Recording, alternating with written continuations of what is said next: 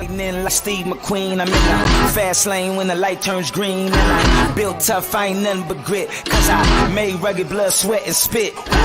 Yeah, like a horse I fly. Better push yourself in for a bumpy ride. I like to play hard, but I work harder. And I weather the storm cause I'm built stronger.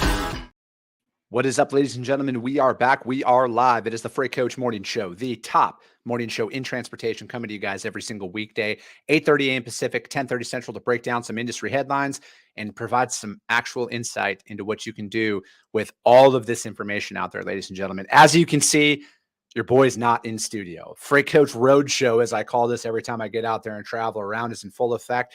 I'm in Orlando, Florida. I've realized that the beach-themed hotel that I'm at needs an orange hula. So I think next time, as I grow and evolve, I'll have some, attire that matches up with that, and it'll always be in orange.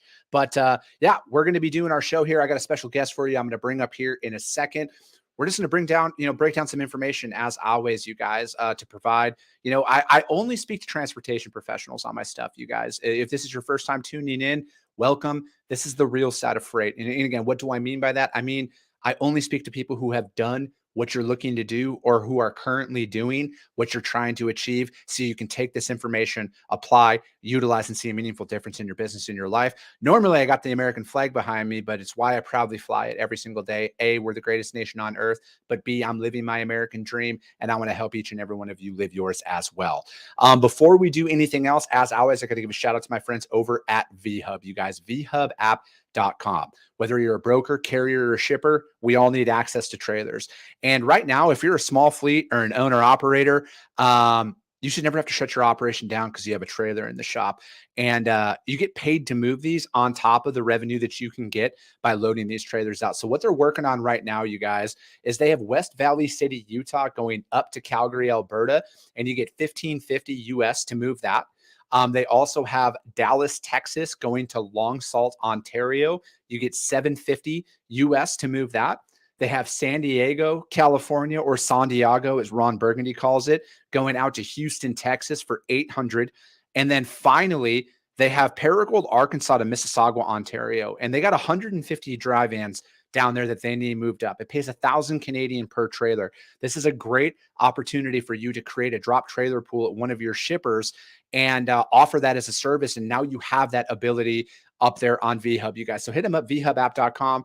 My friends Xavier Campos and Stacy Steen, they'll be in the audience. Just do me a favor and let them know that the Freight Coach sent you. Antoine Battle, good morning. He says, good morning, gents. Thanks for tuning in. Tracy St. Clair, good morning. She's watching over on YouTube, just like David Nelson is, as you puts, let's fucking go, America. Amen to that, David. And I go live on YouTube as well, you guys. Stephen M. Peterson, good morning, sir. Papa Freight in the house, good morning. He's out here in Jolly, Texas. Dude, I literally need to buy a house in Jolly, Texas, just because at this point. Flo, good morning. Good to see you in here. Devon Hamilton, great morning. Sean Colville, Gator Country, brother. That's right, man. All right, I'm going to bring my man up here. He's been on the show before, Mr. Mark Groves with Port TMS. What is up, Mark?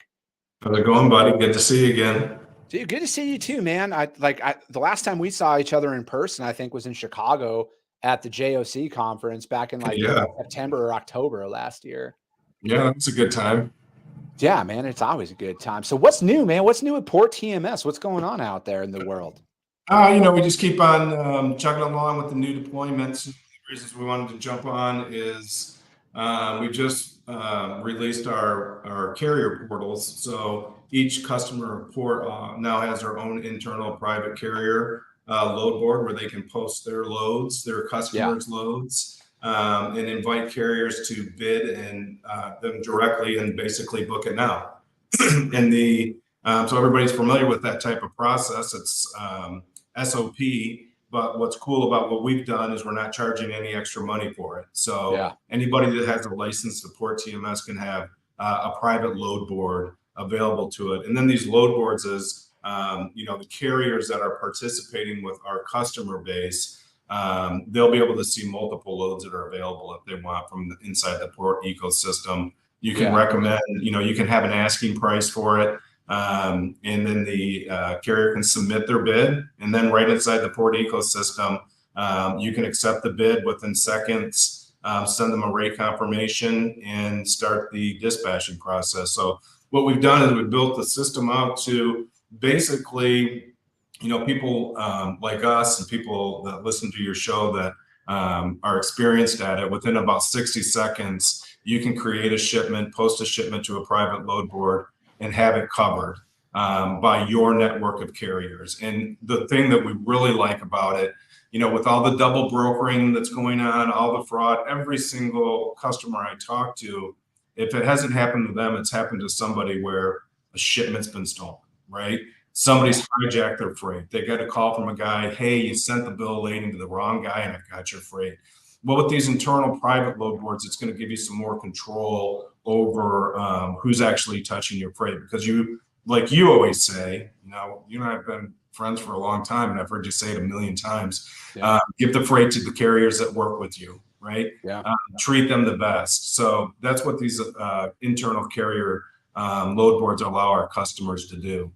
It's actually pretty dynamic and exciting. It looks good. It works great. Lots of messaging going out to your network. So not only can you message customer carriers that are participating in your load board as soon as you post a load to it, we built that digital freight matching tool into the system as well. Again, all part of the whole enchilada. You don't have to pay for extra services. Yeah. And that's what I think, Mark, because obviously it doesn't matter what way you want to spin it. Double brokering is the hottest topic out there. Shit, you can post anything double brokering and it's going to get a ton of engagement out there. But what are you doing as a company though to minimize it? Because I think avoiding it is almost impossible, right? And it would have to be it would have to come down from the FMCSA. I'm not going to get my gripes are very well documented. We don't have the time to get into that today. But I think that it could be stopped. But it isn't right now. And we always got to look at what can we do today to minimize and avoid a lot of the problems that we find ourselves in. And I think it from a brokerage perspective, you got to stop fucking pushing rates down, right? Like you're opening up the exposure, because if you're one of those brokers out there, and again, you guys, I'm on load boards too. I go out there and check pricing from multiple different platforms to see. I see the motherfuckers that are posting $1 a mile or 90 cents a mile. First and foremost, fuck you.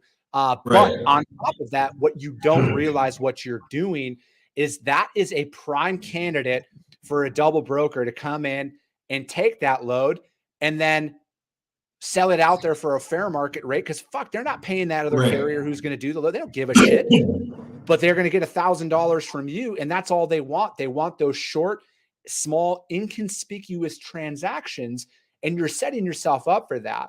I personally think that from an operational standpoint, what's out there with technology helps you actually do things the right way. So it's like anybody out there who's listening to this is like, there's a lot of opportunity that's coming your guys' way, because so many people are going to fuck themselves here coming up because they're like, oh, how do I make an extra $50 or $100 today? They're not looking at it long term. And man, that was one of the big reasons why we built Broker Carrier the way that we did, is in network carriers. It's literally the process that I abide by in my own brokerage right now. When we're sourcing freight, our carriers for freight, the first 15 to 20 outreaches, not load board, carriers who have done the loads for us in the past. And that, because again, it's like, I want to build up.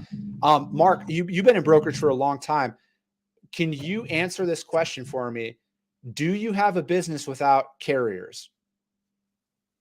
Absolutely not. And I still, Chris, I haven't sent a rate confirmation out in 7 years, but I still to this day get calls from carriers wanting to know if I have these great lanes that I used to run available. And the reason why they call me is because I would always give it to them because they were really good at it. I knew who they were. They serviced it properly.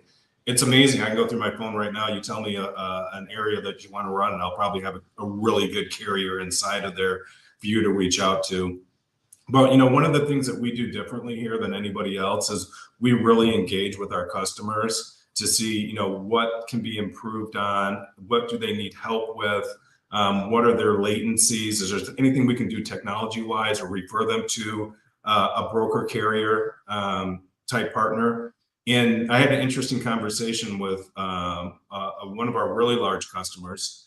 They do probably close to 800 full truckloads per week brokering, not including their 200 assets that they run. And so these guys are, they run lean, so they're really skilled at what they do. And once we were running through the new carrier portal, Ports Carrier Portal with them last week, he mentioned that one of the things that they really key on is how far is this driver from the pickup location? And they will pay more money if the driver is closer, he can get there quicker than the next 2 or 3 guys that may be cheaper. And what he said that they found is usually the guys that are cheaper, that are further away, they are the double brokers. So we built some tools into the system for them to be able to quickly identify when the carrier puts a bid in, how far away he is, with his phone number, his email address, really quickly, so they can do their vetting of the process, either internally from Ports tools, or like I think 99% of the people out there jumping over to Carrier 411 or a broker carrier tool to do their vetting. I don't think anybody has built the perfect mousetrap yet for, especially in this environment, to vet a carrier just with one source. You've got to use multiple sources, and you've got to be skilled enough to do that very quickly. So that's one of the things that I think that, your audience would be interested in hearing, that a very large brokerage that are grinding, that's one of the key things that they focus on to avoid getting double brokered, is confirming the distance from that carrier from the pickup location. That kind of starts the process for them. And they know if somebody says, well, I'm 150 miles away, maybe I can get there by 5 o'clock. That's a complete red flag for them, that somebody's probably trying to screw them. Yeah. And I think that, again, a lot of it boils down to, Mark, is like, say you do, because like, man, you're an entrepreneur, you've started companies before, you understand looking at the cost of a lot of this stuff. Right. And, for me, it's an investment. You got to look at it from that perspective, but say you don't, right? Like, we've all bootstrapped, we've all had no money in our bank account, and we're just trying to fucking grind out some revenue here. Right. Have in-depth conversations with the people you're booking freight with. Stop relying on it picks here, it delivers here, this is what it weighs, this is what it pays. Start finding out, find out the why, right? Is this a lane that works for you? Do you run this lane often? How many trucks are in your operation? What days of the week do you land out here? Where in this, like, I'm in Orlando right now. How many days a week are you in Orlando? Where do you deliver to? Oh, you're down in Lakeland, like 15, 20 minutes down the freeway. Okay, perfect. What days of the week are you down there? Let's start marrying up a lot of these, because again, you guys, the criminals that are out there, they're looking for you, not in every case. I try not to use blanket statements, but they're looking for the easy scam. That's what they're looking for. They're looking for the people who don't necessarily know their operation. And they're always like overly accommodating to everything that you're saying, because you're a fucking easy target. Again, know your freight. It's all about the small details when you're out there selling that, because you're deterring people, right? You're deterring the people who wouldn't do your freight anyways. And say they're not a double broker. Say it's a carrier who's like, well, fuck, this market kind of sucks. I might have to use this as a backup option, so let me accept this load and start working it. The more you put yourselves out there, the less and less likely that becomes. And I want to say that exact same thing to the owner ops and the small fleets that are out there, who are falling victim to this, because they're the real ones who are getting fucked in the double brokering situation, is the carriers that are hauling the freight that aren't getting paid for the freight that they're hauling. So again, vet your brokers. I've never, ever once received a load from a customer and didn't know pickup information, delivery information, commodities, pallet counts, load details. If you quiz these brokers on there, and this is for all my driver friends, quiz your brokers, ask these questions. If they can't answer it, fucking run for the hills. Mark, you were a broker for a very long time. Did you ever receive a bill of lading from a shipper that had no information on there, didn't have the commodity, you didn't know what you were picking up, you didn't know where it was going? Have you ever received that? No, and that's why I kind of shy away from, I've had some customers that do blind shipments, and that's just totally foreign to me. Like, what's going on that you have to do? I mean, I get it. If you're reselling product to somebody from a guy that's, on the other side of town, but you're telling them that the product has to ship from California to get to you. Yeah, That's not my favorite way to do business. I'm right there with you. I don't like that one bit, but people are out there doing it. But And you'll at least know the commodity, Mark, though. Like you they'll should at at least least know the commodity, right? Yeah, they'll at least Yeah. tell you what the commodity is. They can tell you like, hey, it's a blind shipment. We don't want you letting them know where it's coming from because then they'll Right. cut us out of the Right. deal and stuff. But there's at least information about it. Well, and that's why I think it's important for brokers to have a good brand. When I was with Landstar, we had a great brand back then. We had the best freight, we paid the best. People begged for our freight. People would do anything not to get blocked from hauling freight from Landstar agencies because we always paid well, and had really good freight. Everything was tight. You knew what you were picking up, when you were picking up, what you needed on that truck to facilitate the move, whether it's straps, blocking and bracing, or tarps. It was all laid out for you. And so that's one of the things that we really focus on here is allowing our customers to have a great brand with providing technology that will allow them to get sticky with the carriers and sticky with the customers.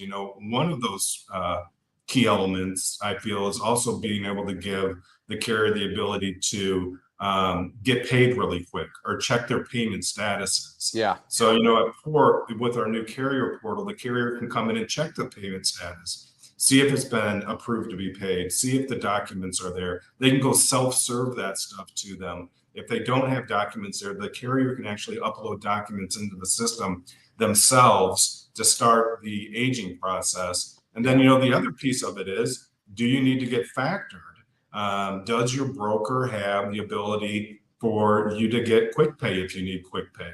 Or do they have an elegant way for you to go and see what the statuses of the shipments are? And so, again, we built all this stuff in to help the carrier and the broker really build a nice sticky relationship, build a good ecosystem that then can be sold to your customers, right? Because the customer is the one that's paying the bills. Do you have the software in place, the tools, the skill to facilitate moves for your customer at the best that they've ever had? That's going to help you grow your business and satisfy your customers' needs.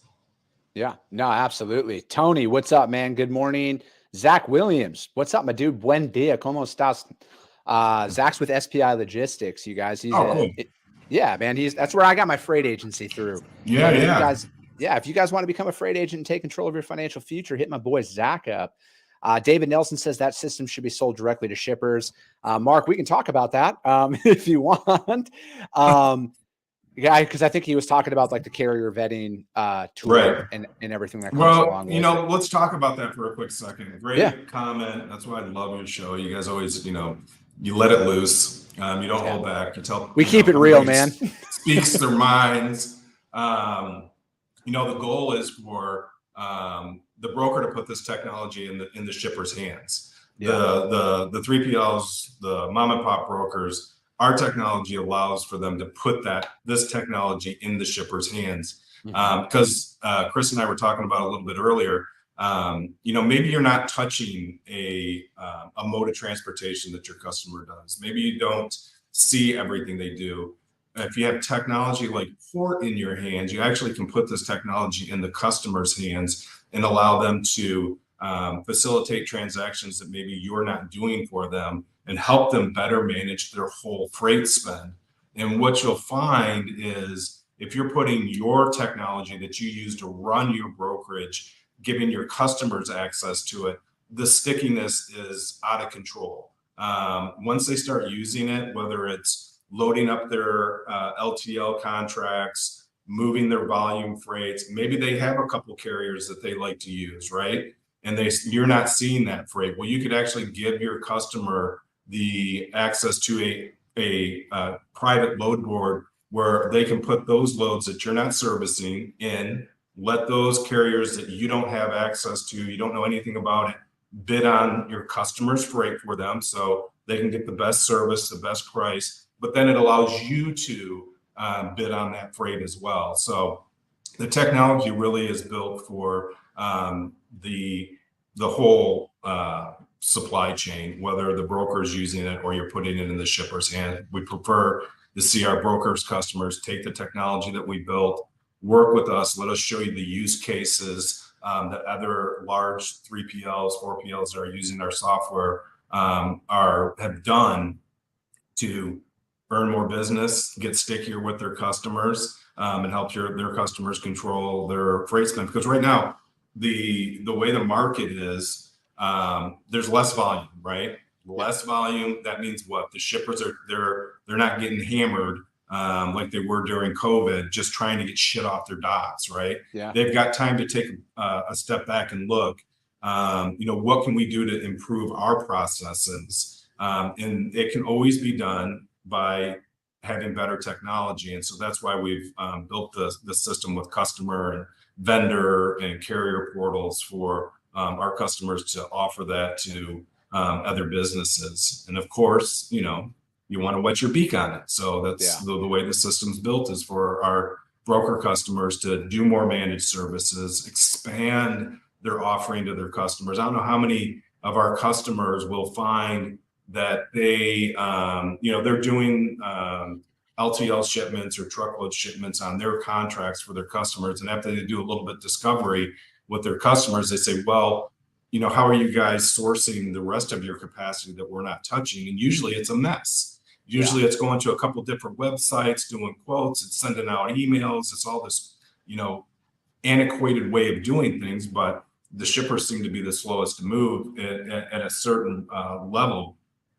This technology allows them to put it all in one place and have our customers participate in helping manage freight, true managed freight, not just taking whatever loads they can win the bid on.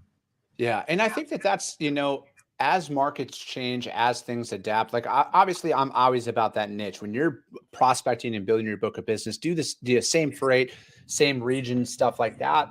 But when you're in the door, as opportunities start to present themselves, if you can't, obviously, if you can't accommodate it today, don't do it. But that's an opportunity to have a conversation with your shipper and say, hey, what's this is this something you guys do frequently? Is get more information from them, because they're reaching out to you for a reason. How do we as a service provider capitalize on that to offer that for the next opportunity that comes about? Because that's just another way to solidify your relationship with your customer. And, again, it's like, I'm not the biggest fan of LTL. I don't fucking hide behind that. I personally think it's very annoying. But if I had a customer coming to me multiple times, I would be like, all right, how do I come up with a solution? Maybe there's a hands-off solution where I could just have a portal and they could just log in and find their own pricing and stuff like that. Ding, ding, ding, queue up for Mark. But no, because that's the thing, though. Because you're talking about managed services and expanding out there, I want people to realize that there is technology that is out there to help you solidify with that. Again, my bread and butter, open deck, heavy haul, construction equipment, specialized freight, building materials. But if a customer comes to me consistently with something, as a business owner, as a sales rep, I need to find a solution, because long-term, my head goes to this.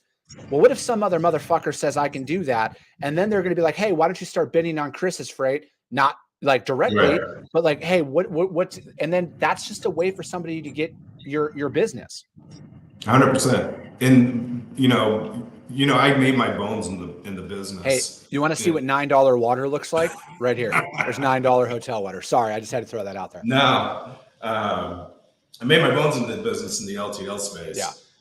It's very profitable. There's lots of people have lots of problems moving it. Why, a lot of brokers are like, I won't touch it. Is because, years ago it was difficult, but technology has gotten so good now, it's pretty easy to do. And with the volume of freight in this country shrinking this past quarter, we hope it goes back up in the third quarter. But if a guy who was previously shipping full truckloads, now he's only shipping 8, 9, 10 pallets, right? That's all he's got.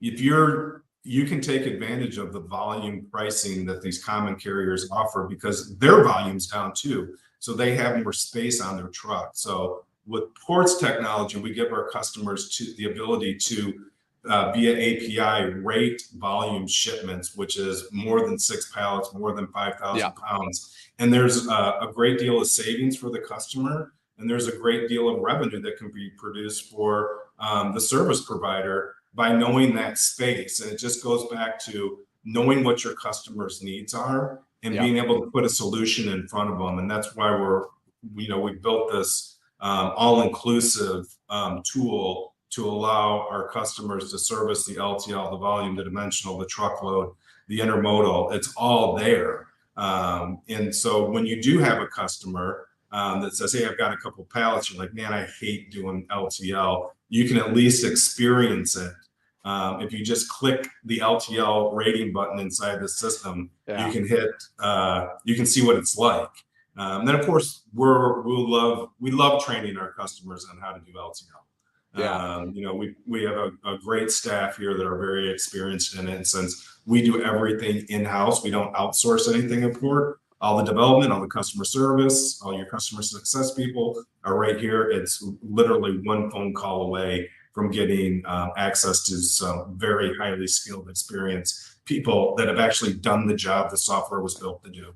Yeah, and that's what's so key right now, Mark, I think is as we're navigating through this, like, yes, it's no surprise, volumes are down comparatively speaking to where they were at the height of COVID. Naturally, that's what happens. I went to public school, so please forgive me. But that's how cycles work, right? So naturally speaking, it's going to improve at some point. But I think that, and I talk about this often, is that success leaves clues, right? How some of the larger providers operate during these times, it's completely applicable if you're a one truck operation or a mom and pop brokerage, whatever that looks like. You need to be able to adapt to these times, because if you don't, you'll get fucking gutted. All right. Because there are a lot of companies out here who have been through this before. Like I've seen this market, Mark. I've seen this market. I know exactly what the fuck to do. I'm not sweating this market at all. I'm optimistic long term. I'm a pessimist, but I've been working on that. I'm becoming more and more optimistic because I see that there's an opportunity that's out there. Because I know for a fact that in a lot of uncertain times, a lot of people run and hide, right? And my main message to a lot of people is let everybody else quit. Don't be the person that quits right now. Don't be the person that thinks that there isn't an opportunity out there, because there are opportunities. It is supposed to be hard though, right? Like it's supposed to be hard. It's not easy. Exactly. But and that's the whole thing, man, is when you do earn somebody's business, that's why you fight like fucking hell to keep it, so it doesn't go to somebody else. And then you're back to square one. It's not always going to be the most appealing thing, but you know what? My sole goal is loyalty. I want loyal customers and I want loyal carriers, just like they want loyalty from me as well. Just like when I got a high paying load, I'm going to go to my loyal carriers first and foremost. Hey, I got some more money for you on this. Let's roll. Because long term, I mean, Mark, you know this just as well as anybody. How do we produce revenue for the next 12 months? Not the next 12 minutes. I need revenue for the next 12 months. How do we do that? And that's always, it's not how does the individual benefit today? It's like, no, how do we build an ecosystem where everyone's making money, where everyone's happy, where everyone's satisfied? That builds loyalty. And then all of a sudden, a lot of like Flo, I saw your question here, but a lot of these of what she's bringing up here starts to go away long term with that. It starts to go away, I promise you. But dude, we could go for fucking 6 hours, Mark, every single time. And I know. It's already been 30 minutes. I had No, just scratch the surface. I know. Listen, man, I appreciate you having me on. Anytime. Anybody that's out there, that where you can find me, just ask Jolly how to get a hold of me. And I'll be jumping on the live show tomorrow because that should be pretty exciting. It should be just a real gas. Can't wait to hear what you're talking about. Yeah, just a little sneak peek. I'm speaking about carrier compliance. Essentially, we're just going in a little bit deeper about this. And then on Friday, I'm going to be talking about the claims process with everything as well. What are you trying to do to people? No, claims. Keep them in business. More less than a word. I know. I'm trying to keep them in business, Mark. I wish everything went right all the time. Well, hey, you guys, that's it for today. As always, if you saw value, subscribe and share the show. You guys rank that show on iTunes and Spotify. That's how we reach more people. That's how we are the top podcast in transportation, is because of each and every one of you. I appreciate you guys. I love you guys, and we'll be talking to you soon.